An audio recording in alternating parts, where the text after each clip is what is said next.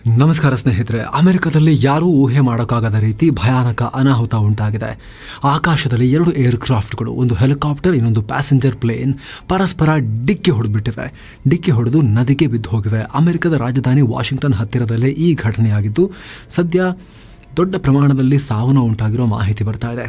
ಅಷ್ಟೇ ಅಲ್ಲ, ಇದು ಅಪಘಾತ ಅಲ್ಲ, ಇದರ ಹಿಂದೆ ಬೇರೆ ಯಾರಾದರೂ ಕೈವಾಡ ಇದೆಯಾ ಅನ್ನೋ ಆ್ಯಂಗಲ್ನಲ್ಲೂ ತನಿಖೆ ನಡೆಸಲಾಗ್ತಾ ಇದೆ. ಸದ್ಯ ಹಲವು ಏಜೆನ್ಸಿಗಳಿಂದ ರಕ್ಷಣಾ ಕಾರ್ಯ ನಡೀತಾ ಇದ್ದು ಇಡೀ ಅಮೆರಿಕವನ್ನ ಈ ಘಟನೆ ದಂಗುಬಡಿಸಿದೆ. ಖುದ್ದು ಪ್ರೆಸಿಡೆಂಟ್ ಟ್ರಂಪ್ ದಿಗ್ಭ್ರಮೆ ವ್ಯಕ್ತಪಡಿಸಿ ಘಟನೆಗೆ ಸಂಬಂಧಪಟ್ಟಂತೆ ನೇರವಾಗಿ ಮಾಹಿತಿಯನ್ನು ಕಲೆ ಹಾಕಿದ್ದಾರೆ. ಹಾಗಿದ್ರೆ ನಿಜಕ್ಕೂ ಅಲ್ಲಾಗಿದ್ದೇನು? ಹೆಲಿಕಾಪ್ಟರ್, ವಿಮಾನ, ಒಳ್ಳೆ ರೋಡಲ್ಲಿ ಕಾರು ಬಸ್ಸಿನ ರೀತಿ ಹತ್ತಿರ ಬಂದು ಡಿಕ್ಕಿ ಹೊಡೆಯೋದಂದ್ರೆ ಏನರ್ಥ? ಏನು ನಡೀತಿದೆ ಸದ್ಯ, ಜನರ ಪರಿಸ್ಥಿತಿ ಏನು, ಎಲ್ಲವನ್ನ ಈ ವಿಡಿಯೋದಲ್ಲಿ ಕ್ವಿಕ್ ಆಗಿ ನೋಡ್ತಾ ಹೋಗೋಣ. ಕಡೆ ತನಕ ಮಿಸ್ ಮಾಡದೆ ನೋಡಿ. ಅಂದಹಾಗೆ ಸ್ನೇಹಿತರೆ, ಈ ಘಟನೆ ಆಗಿರೋದು ಪೊಟೊಮ್ಯಾಕ್ ರಿವರ್ ಮೇಲೆ. ಮ್ಯಾಪ್ ನಲ್ಲಿ ನೋಡ್ತಾ ಇದ್ದೀರಿ, ವೆಸ್ಟ್ ವರ್ಜಿನಿಯಾ ಮತ್ತು ಮ್ಯಾರಿಲ್ಯಾಂಡ್ ನಲ್ಲಿ ಈ ರಿವರ್ ಇದೆ, ನದಿ ಇದೆ. ಸುಮಾರು 652 ಕಿಲೋಮೀಟರ್ ಹರಿಯುತ್ತೆ ನದಿ. ಈ ನದಿ ಪಕ್ಕದಲ್ಲೇ ಅಮೆರಿಕದ ರಾಜಧಾನಿ ವಾಷಿಂಗ್ಟನ್ ಇದೆ. ವಾಷಿಂಗ್ಟನ್ ಅಲ್ಲೇ ಇರೋದು. ಇಲ್ಲಿರೋ ರೇಗನ್ ನ್ಯಾಷನಲ್ ಏರ್ಪೋರ್ಟ್ಗೆ ಈ ವಿಮಾನ ಬಂದು ತಲುಪಬೇಕಾಗಿತ್ತು. 60 ಪ್ರಯಾಣಿಕರು, 4 ಸಿಬ್ಬಂದಿ ಇದ್ರು ಅಂತ ಅಧಿಕಾರಿಗಳು ಹೇಳಿದ್ದಾರೆ.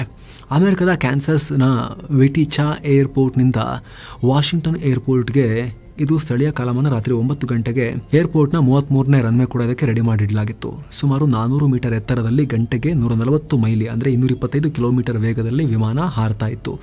ಅಷ್ಟರಲ್ಲಿ ನದಿ ಮೇಲೆ ಹೋಗ್ತಾ ಇದ್ದ ವಿಮಾನಕ್ಕೆ ಇನ್ನೊಂದು ಕಡೆಯಿಂದ ಅಂದರೆ ವರ್ಜೀನಿಯಾದ ಫೋರ್ಟ್ ಬೆಲ್ವಾಯರ್ನಿಂದ ಬರ್ತಾ ಇದ್ದ ಹೆಲಿಕಾಪ್ಟರ್ ಡಿಕ್ಕಿ ಹೊಡೆದಿದೆ. ಹೆಲಿಕಾಪ್ಟರ್, ಸೇನಾ ಹೆಲಿಕಾಪ್ಟರ್, ಅಮೆರಿಕ ಸೇನೆ ಬಳಸ್ತಾ ಇದ್ದ ಬ್ಲ್ಯಾಕ್ ಹಾಕ್ H-60 ಹೆಸರಿನ ಹೆಲಿಕಾಪ್ಟರ್ ಇದು.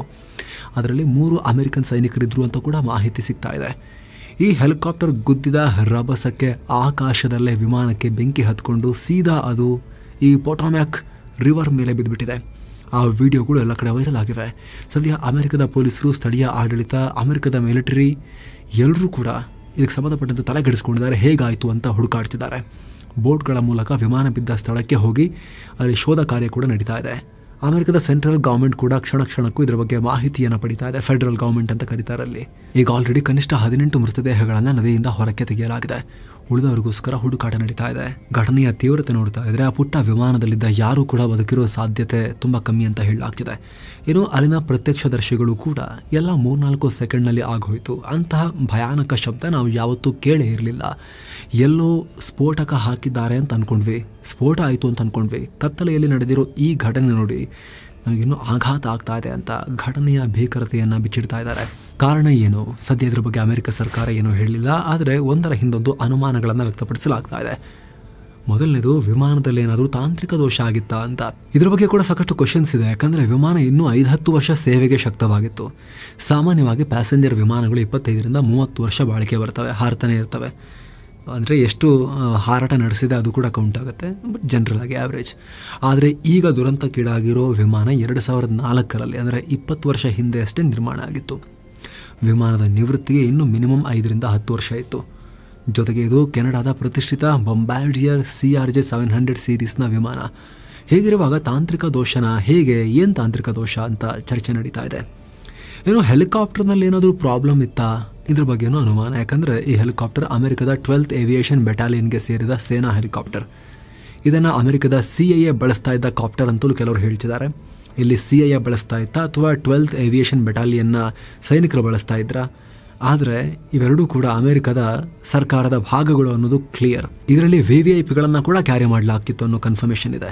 ಸೊ ಇಂಥ ಹೆಲಿಕಾಪ್ಟರ್ ಉತ್ತಮ ಗುಣಮಟ್ಟದ್ದೇ ಇರುತ್ತೆ. ಬ್ಲ್ಯಾಕ್ ಹಾಕ್ H-60 ಸಾಕಷ್ಟು ಪ್ರತಿಷ್ಠಿತ ಹೆಲಿಕಾಪ್ಟರ್ ಅಮೆರಿಕದಲ್ಲಿ. ಸೆಕ್ಯೂರಿಟಿ, ಟೆಕ್ನಾಲಜಿ ಎಲ್ಲ ಅಡ್ವಾನ್ಸ್ಡೇ ಇದೆ. ಇದೇ ಕಾರಣಕ್ಕೆ ಅಮೆರಿಕದ ಸೇನೆಯಲ್ಲಿ ಇಂತಹ ಬ್ಲ್ಯಾಕ್ ಹಾಕ್ ಹೆಲಿಕಾಪ್ಟರ್ 5,000 ಇವೆ. ವರ್ಷದಿಂದ ವರ್ಷಕ್ಕೆ ಇವುಗಳ ಪ್ರೊಡಕ್ಷನನ್ನು ಜಾಸ್ತಿನೇ ಮಾಡ್ತಿದ್ದಾರೆ. ಸುಮಾರು 12 ಸೈನಿಕರನ್ನು ಕ್ಯಾರಿ ಮಾಡೋ ಎಬಿಲಿಟಿ ಕೂಡ ಇದೆ. ಹೀಗಿರುವಾಗ ಇಷ್ಟು ಅಡ್ವಾನ್ಸ್ಡ್ ಹೆಲಿಕಾಪ್ಟರ್ ಹೇಗೆ ಇನ್ನೊಂದು ವಿಮಾನ ಬರ್ತಿರೋ ವಿಮಾನಕ್ಕೆ ಹೋಗಿ ಗುದ್ದೋದಂದ್ರೆ ಏನರ್ಥ? ಈ ಕ್ವಶನ್ ರೈಸ್ ಆಗ್ತಾ ಇದೆ. ಏನು ಸ್ನೇಹಿತರೆ, ವರದಿಯಲ್ಲಿ ಮುಂದುವರಿಯೋಕ್ಕಿಂತ ಮುಂಚೆ 7 Sands ಟೂರಿಸಂ ಕಂಪನಿ ಕಾಶ್ಮೀರಕ್ಕೆ ಹೊಸ ಟ್ರಿಪ್ ಆಯೋಜನೆ ಮಾಡಿದೆ. 5 night 6 day ಟೂರ್ ಇದು. ಎಲ್ಲೆಲ್ಲಿ ಹೋಗೋದಿದೆ? ಶ್ರೀನಗರ, ಶಂಕರಾಚಾರ್ಯ ಪೀಠ, ದಾಲ್ ಲೇಕ್, ಸೋನ್ಮಾರ್ಗ್, ಗುಲ್ಮಾರ್ಗ್, ಪಹಲ್ಗಾಮ್, ಆರು ವ್ಯಾಲಿ ಮತ್ತು ಬಿಟ್ಯಾಬ್ ವ್ಯಾಲಿಗಳಿಗೆ ಹೋಗೋದಿರುತ್ತೆ. ಇಡೀ ಪ್ಯಾಕೇಜ್ಗೆ ಆಫರ್ ಪ್ರೈಸ್ 53,700 ರೂಪಾಯಿ ಮಾತ್ರ. ಇದರಲ್ಲಿ flight tickets, 4 night 3 star hotel stay, 1 night boat house stay, 3 ಹೊತ್ತು ಊಟ, Gulmarg cable car tickets, AC transport ವ್ಯವಸ್ಥೆ, 24/7 ಟೂರ್ ಮ್ಯಾನೇಜರ್ ನಿಮ್ ಜೊತೆಗೆ ಇರ್ತಾರೆ. ಅದೆಲ್ಲವೂ ಸೇರಿ 53,700 ರೂಪಾಯಿ. ಹೊರಡೋ ದಿನ ಮಾರ್ಚ್ 18ನೇ ತಾರೀಕು. ಕೆಲವೇ ಸೀಟುಗಳ ಲಭ್ಯ. ಆಸಕ್ತರು ಈ ಕೂಡಲೇ ಈ ನಂಬರ್ಗೆ ಕಾಲ್ ಮಾಡಿ ನಿಮ್ಮ ಸೀಟನ್ನ ಕೂಡ ಬುಕ್ ಮಾಡಿ ಕಾಶ್ಮೀರ ನೋಡ್ಕೊಂಡ್ ಬರ್ಬೋದು.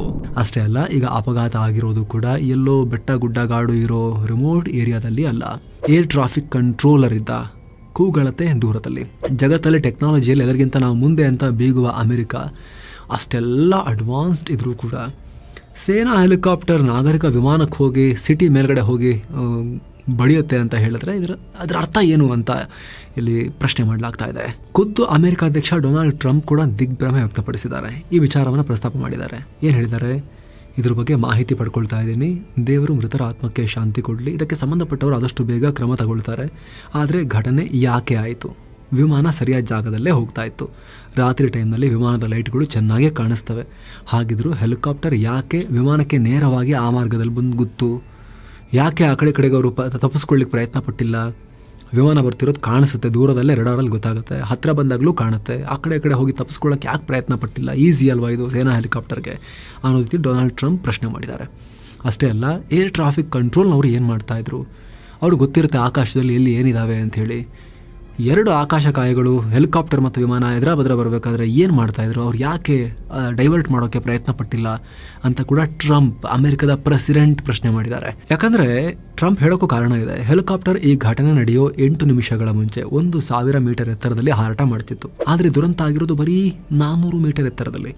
ಬರೀ 8 ನಿಮಿಷದಲ್ಲಿ ದಿಢೀರಂತ 600 ಮೀಟರ್ ಹೈಟನ್ನು ಕಮ್ಮಿ ಮಾಡಿಕೊಂಡು ಆಲ್ಟಿಟ್ಯೂಡನ್ನು ಕಳ್ಕೊಂಡು ಕೆಳಗೆ ಯಾಕೆ ಬಂತು ಅನ್ನೋ ಪ್ರಶ್ನೆ ಕೇಳಲಾಗ್ತಿದೆ. ಅಷ್ಟು ಸಡನ್ನಾಗಿ ಅಷ್ಟು ಕೆಳಗೆ ಬಂದು ವಿಮಾನದ ಮುಂದೆ ಬರೋಕ್ಕೆ ಏನು ಕಾರಣ ಅಂತ. ಇನ್ನೂ ಕೆಲವರು ಈ ರೂಟಲ್ಲಿ ಹೆಲಿಕಾಪ್ಟರ್ ಬಂದಿದ್ದಾದರೂ ಯಾಕೆ ಅಂತಲೂ ಕೇಳ್ತಿದ್ದಾರೆ. ಇದು ಏರ್ಪೋರ್ಟ್ ಏರಿಯಾ, ತುಂಬ ಬ್ಯುಸಿ ಇರೋ ಏರ್ಪೋರ್ಟ್. ಅಮೆರಿಕದ ಮೂಲೆಗಳಿಂದ ಕ್ಷಣಕ್ಕೂ ಅಲ್ಲಿ ವಿಮಾನಗಳು ಬರ್ತಿರ್ತವೆ. ಅಮೆರಿಕದ ಪಾಲಿಗೆ 24ನೇ ಅತಿ ಬ್ಯುಸಿಯೆಸ್ಟ್ ಏರ್ಪೋರ್ಟ್. ಅಮೆರಿಕದಲ್ಲಿ ಸಿಕ್ಕಾಪಟ್ಟೆ ಏರ್ಪೋರ್ಟ್ಸ್ ಇದ್ದಾವೆ. ಅಂಥದ್ರಲ್ಲಿ ಈ ಹೆಲಿಕಾಪ್ಟರ್ ಹಾರೋಕ್ಕೆ ಇದೇ ಜಾಗ ಬೇಕಾಗಿತ್ತಾ ಅಂತ ಪ್ರಶ್ನೆ ಕೇಳಲಾಗ್ತಿದೆ. ಅದರಲ್ಲೂ ಈ ಘಟನೆ ಆಗಿರೋದು ಲ್ಯಾಂಡಿಂಗ್ ಆಗೋಕ್ಕೂ ಸ್ವಲ್ಪ ಟೈಮ್ಗೂ ಮುಂಚೆ. ಸಾಮಾನ್ಯವಾಗಿ ಇಂಥ ಟೈಮ್ನಲ್ಲಿ ವಿಮಾನಗಳು ನಿಧಾನಕ್ಕೆ ಹಾರ್ತವೆ. ಯಾವುದೇ ಹೆಲಿಕಾಪ್ಟರ್ ಬಂದರೂ ತುಂಬ ಎಚ್ಚರಿಕೆಯಿಂದ ಇರಬೇಕು. ಇಷ್ಟಿದ್ರೂ ಹೆಲಿಕಾಪ್ಟರ್ ಹಾರಿಸೋನಿಗೆ ಕಾಣಲಿಲ್ವಾ, ಅಷ್ಟು ಪರಿಜ್ಞಾನ ಇಲ್ವಾ ಅನ್ನೋ ಮಾತನ್ನು ಕೇಳ್ತಿದ್ದಾರೆ. ಕೆಲವರು ಇದರ ಹಿಂದೆ ಉದ್ದೇಶಪೂರ್ವಕ ಕೃತ್ಯನ ಅನ್ನೋ ಪ್ರಶ್ನೆಯನ್ನು ಕೂಡ ಕೇಳ್ತಿದ್ದಾರೆ. ಯಾಕಂದರೆ ಇಂಥ ಘಟನೆಗಳಲ್ಲೂ ಕೂಡ ಉಗ್ರ ದಾಳಿಗಳು ಅಮೆರಿಕದಲ್ಲಿ ಮೊದಲ ಬಾರಿಯಲ್ಲ. 2001ರಲ್ಲಿ ಏನಾಯಿತು ಅನ್ನೋದು ಇಡೀ ಜಗತ್ತೇ ನೋಡಿದೆ. ಅವಳಿ ಕಟ್ಟಡಗಳಿಗೆ ಏನಾಯಿತು ಅಂತ. ನಾಗರಿಕ ವಿಮಾನಗಳನ್ನೇ ಬಳಸ್ಕೊಂಡು ಆ ಕೃತ್ಯವನ್ನು ಮಾಡಲಾಗಿತ್ತು, ಹೈಜಾಕ್ ಮಾಡಿ. ಸೊ ಅಮೆರಿಕ ಮತ್ತು ವೈರಿಗಳ ನಡುವೆ ತುಂಬ ಬಿಗುವಿನ ವಾತಾವರಣ ಇರೋ ಹೊತ್ತಲ್ಲಿ ಈ ಘಟನೆ ಆಗಿರೋದು ಸಾಕಷ್ಟು ಅನುಮಾನಗಳಿಗೆ ಕಾರಣ ಆಗ್ತಾ ಇದೆ.